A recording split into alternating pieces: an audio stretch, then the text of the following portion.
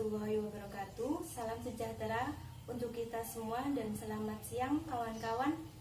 Semoga kita dalam lindungan Allah Subhanahu wa taala dan dalam keadaan sehat.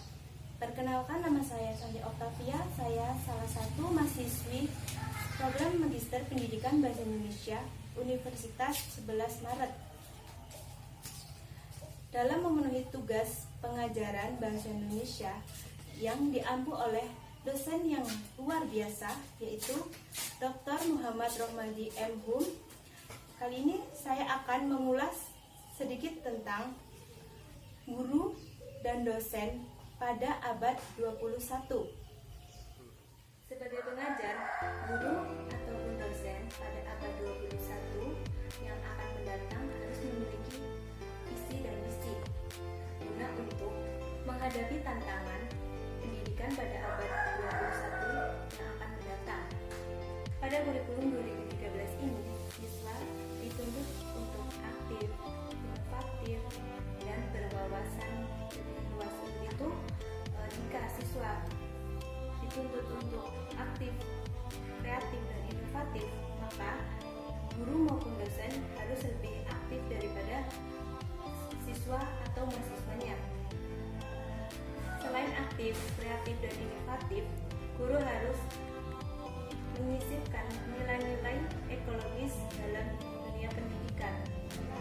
Hal itu penting karena melihat dari saat ini terjadi krisis ekologis di mana terjadi ketidakstabilan keseimbangan antara manusia, teknologi, dan alam. Untuk itu, di sini ada 9 konsep yang dimasukkan dalam pendidikan ekologi yang digunakan sebagai acuan. Yang pertama yaitu individu dan populasi, yang kedua adalah interaksi dan ketergantungan, yang ketiga adalah pengaruh lingkungan, yang keempat aliran energi, yang kelima homospesies, yang keenam suksesi, dan yang ketujuh yaitu konsep ekosistem, yang kedelapan ekosistem dan manusia, dan yang terakhir yaitu implikasi ekosistem ekologi dalam pendidikan. 9 konsep tersebut digunakan dalam acuan ekologi pendidikan untuk menstabilkan kualitas manusia maupun kualitas alam itu sendiri. Nah, untuk itu ada beberapa implikasi pendidikan ekologi dalam lingkungan sekolah. Itu yang seperti pertama yaitu penanaman pohon dan pembuatan taman sekolah. Nah, perlu kita ketahui bahwa sekarang ini banyak sekolah-sekolah yang menerapkan konsep adiwiyata. Apa itu adiwiyata? Adiwiyata yaitu suatu program dari pemerintah yang diterapkan di sekolah dengan melestarikan lingkungan sekolah. Dalam adiwiyata itu ada 3 prinsip. Yang pertama ada prinsip edukasi. Nah, prinsip edukasi ini berfungsi untuk memberikan pendidikan, kesadaran masing-masing antar warga sekolah dalam lingkungan sekitarnya. Yang kedua yaitu prinsip partisipasi. Nah, partisipasi ini berkaitan dengan kerjasama antar warga sekolah dalam menjaga pelestarian lingkungan. Untuk yang ketiga yaitu prinsip kesinambungan.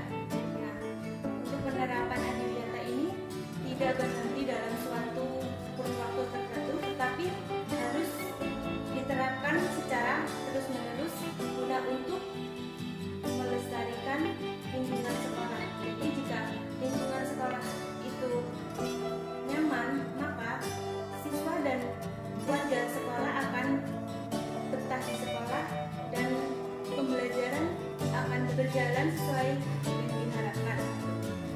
Penanaman pohon dilakukan oleh warga sekolah. Biasanya dilakukan pada hari-hari tertentu, misalkan pada hari Jumat, itu ada hari Jumat bersih, pada hari Jumat sehat. Sekolah itu memanfaatkan pada hari Jumat bersih untuk bekerja bakti antar warga sekolah dengan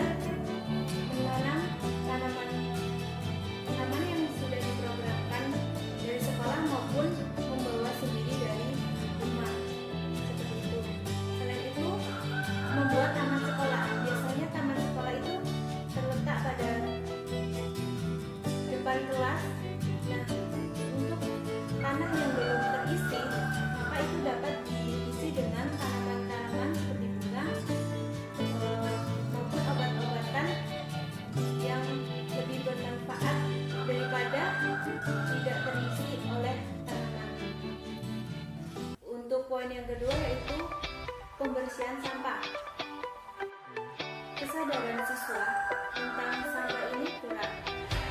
Seperti contohnya, siswa itu belum membedakan atau belum membuang sampah pada sampah organik dan anorganik, padahal dari pihak sekolah itu sudah diberikan tempat sampah khusus untuk organik dan anorganik.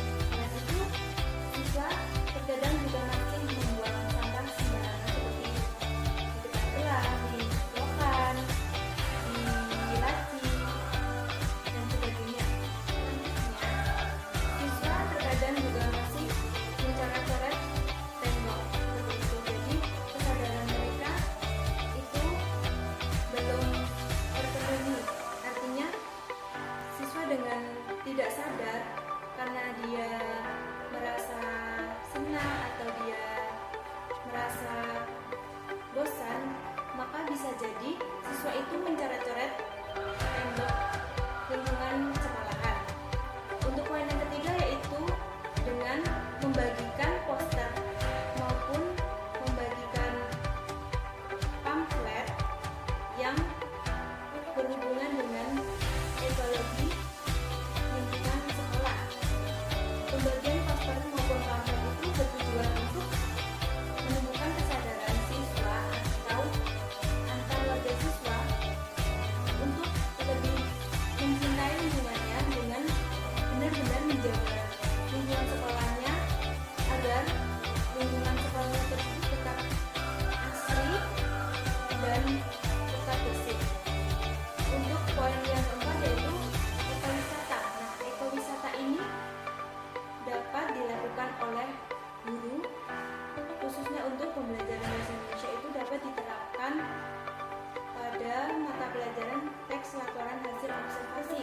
Nah, siswanya itu bisa diajak untuk pergi berwisata ke tempat alam yang masih asri tanpa pencemaran udara maupun pencemaran lainnya. Di Kabupaten Kebumen juga ada salah satu wisata yang bernama Butterfly. Nah, itu wisata tersebut berisi tentang ekosistem kupu-kupu, di mana siswa ketika diajak untuk berwisata itu juga dapat mengambil nilai-nilai pendidikan, seperti siswa dapat mengetahui bagaimana sih proses kupu-kupu itu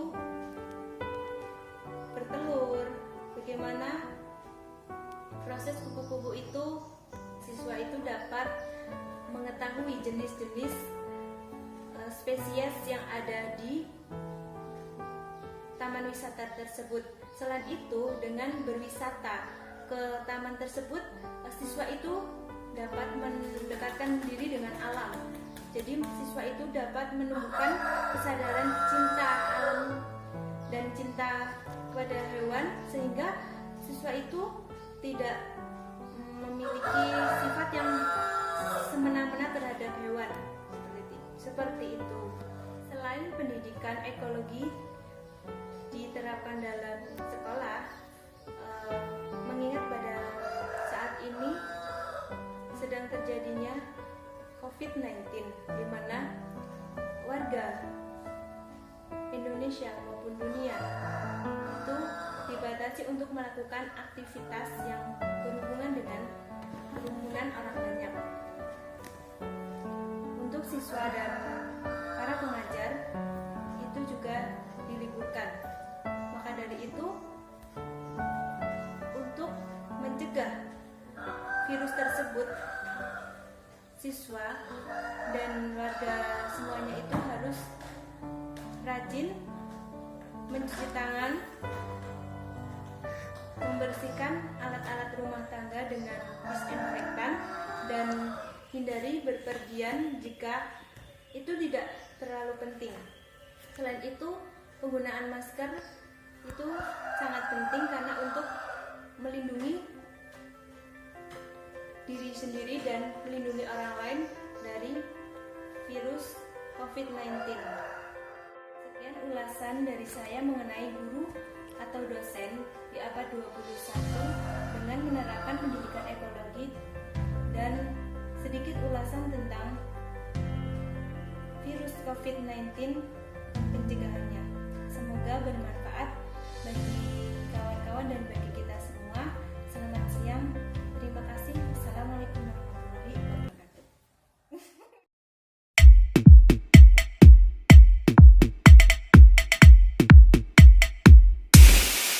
Ayo kita maju, mari kita lakukan selalu Go Green.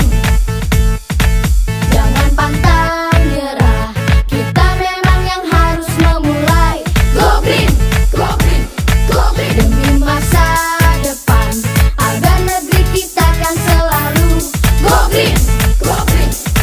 Jaga bumi ini, kita harus bersihkan polusi Go Green. Tanami kebunmu dengan bunga atau tanaman yang baru. Bila habis mandi, jangan lupa matikan keran airmu. Bumi cuma satu, di sinilah rumahku juga rumahmu. Ayo kawan-kawan, kita menjaga ciptaan Tuhan. Ayo kita